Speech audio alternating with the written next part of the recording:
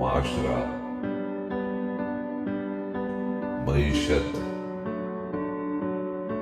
Media, مذہب اور ماں۔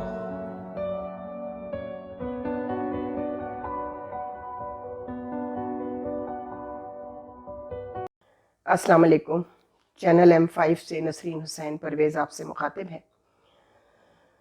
آج ہم براہ راست مخاطب ہیں اپنے سپہ سالار chief of army staff general Syed Asim Munir sahib سے۔ آپ کو پچھلا بھی ایک کلپ ہم نے کیا تو بڑے لوگوں کے ویوز آئے، جس میں لوگوں کے اندر آپ کے لیے جو ایک محبت ہے فوج کے لیے عوام میں، وہ بھی سامنے آئی۔ اور کچھ لوگ تو ظاہر ہے ہمیشہ ایک دوسرے سائڈ پہ رہتے ہیں، انہوں نے مجھے فون کر کے بھی پوچھا کہ جناب یہ کیا ہے، آپ تو ان کو سپورٹ کرتی رہتی ہیں۔ میں نے کہا میں ان کو سپورٹ نہیں کر رہی، میں ان کی سپورٹ کے لیے جو قوت پاکستان میں کام کر رہی ہے، میں اس کے لیے بتا رہی تھی کہ خدا کے لیے اتنا مت آزمائیں کسی کے حوصلے کو۔ اگر اس کلپ کو غور سے سنیں تو کس کو کہا گیا ہے کہ کون ہے جو اس ملک کی حفاظت کر رہا ہے اور ان کے سر پہ بیٹھا ہے، ورنہ انہوں نے بھی کسر تو کوئی نہیں چھوڑی۔ ہر آدمی کے منہ پر ایک ہی بات ہے، آپ نے ان 13 چوروں کو، باجوہ جن کو بٹھا کے گیا تھا، ان کو کنٹینیو کیوں کیا ہوا ہے؟ عمران کے ساتھ تو اب جو ہونا چاہیے مجھے تو لگتا ہے وہ نہیں ہوگا۔ اس لیے نہیں ہوگا کہ وہی انٹرنیشنل فورسز جو اس کے پیچھے کام کر رہی ہیں وہ شاید یہ نہ ہونے دیں۔ عوام نہیں، عوام عمران خان کے ساتھ نہیں ہے۔ وہ 3، 4، 5 ہزار جو زمان پارک کے باہر بیٹھے ہوئے تھے وہ عوام نہیں ہیں۔ اس ملک کے 22 کروڑ عوام کی آنکھیں آپ کی طرف لگی ہوئی ہیں جنرل صاحب۔ ابھی قومی سلامتی کی کمیٹی کا پھر اجلاس ہو رہا ہے جو ملتوی ہو گیا تھا پچھلی دفعہ، تو اب اس کے کیا ثمرات اور کیا اثرات ہوتے ہیں ہم ابھی اس کو دیکھیں گے، کل پرسوں بات کریں گے آپ سے۔ ابھی تو جو ہے جب تک سانس آ رہی ہے بشرطِ زندگی کریں گے۔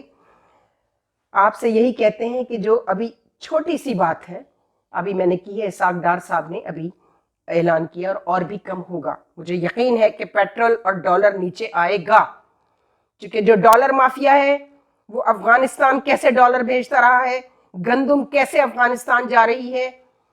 ایک طرف سے افغانیوں پر آپریشن کی اطلاعات اور تھوڑا بہت وہ کچرا اٹھانے والے چھوٹے موٹے کمزور لوگوں کو پکڑ کے یہ دکھایا جا رہا ہے کہ ہم افغانیوں کو یہاں سے ہٹا رہے ہیں۔ بھائی جو اسمگلرز یہاں آ کر بیٹھ گئے، جنہوں نے پوری مارکیٹ کیپچر کر لی ہے کراچی کی، فیز 8 پورا خرید لیا ہے ان افغانی اسمگلرز نے، ان پر کون ہاتھ ڈالے گا؟ ان پر کون ہاتھ ڈالے گا؟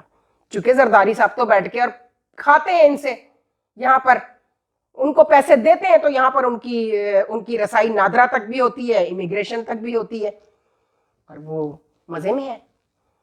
لیکن ایک چیز کو شاید آپ سب بھول گئے ہیں، میں پھر افتخار عارف صاحب کا وہی شعر دہراتی ہوں کہ وقت معلوم کی دہشت سے لرزتا ہوا دل ڈوبا جاتا ہے کہ مہلت نہیں ملنے والی۔ جس نے مہلت دی ہے اس کے حوصلے اور صبر کو اتنا مت آزمائیں، اتنا مت آزمائیں۔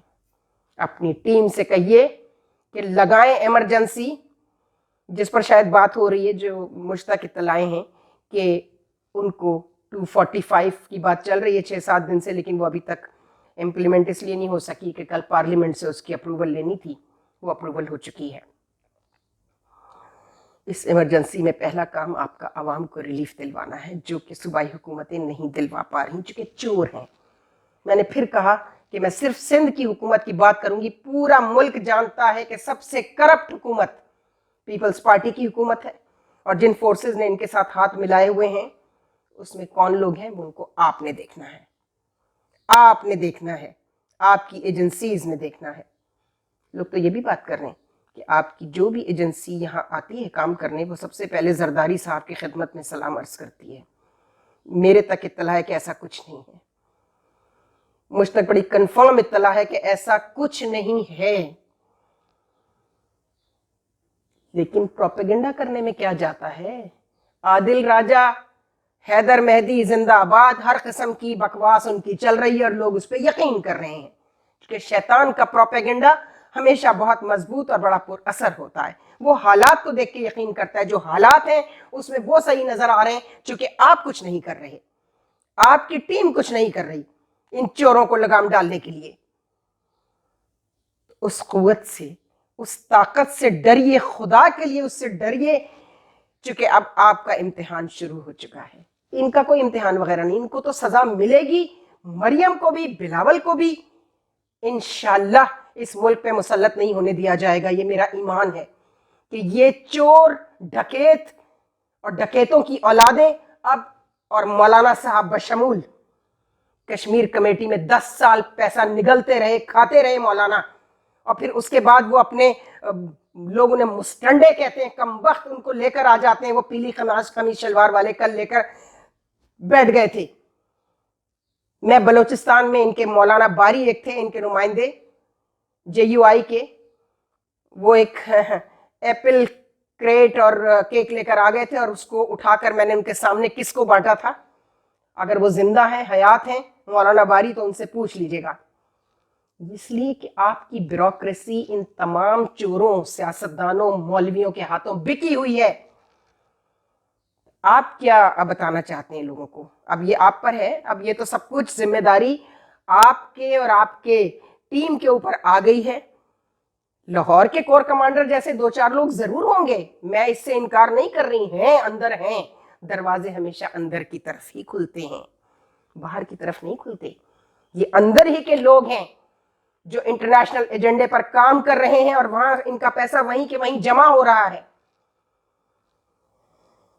ان پر نظر رکھنا آپ کا کام تھا، ہے.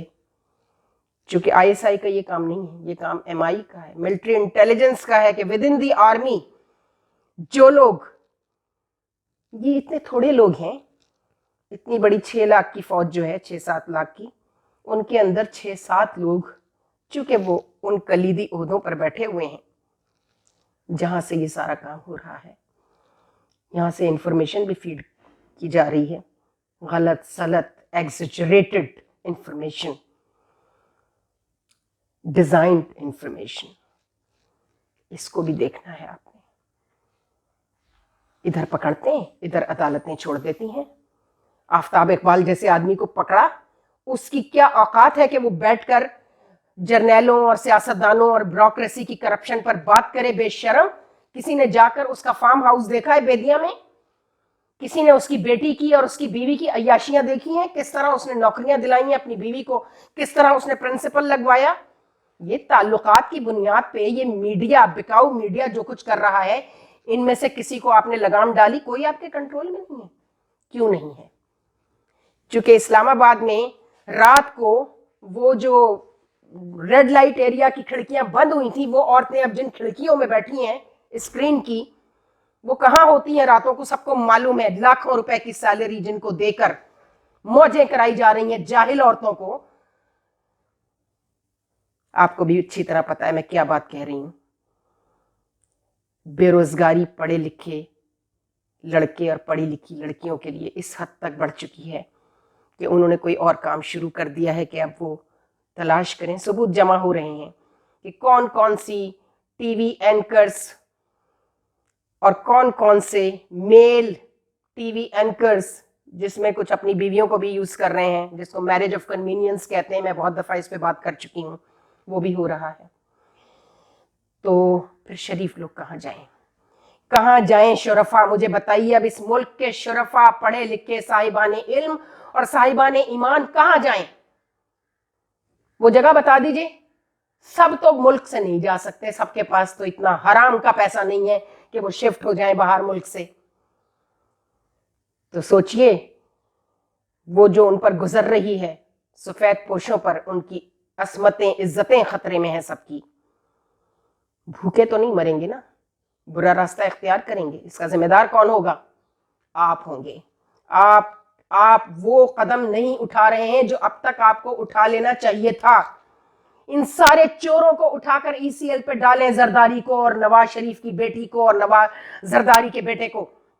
ان کو ECL پر ڈالیں جتنے یہ 13 ڈاکو آپ نے بٹھائے ہیں.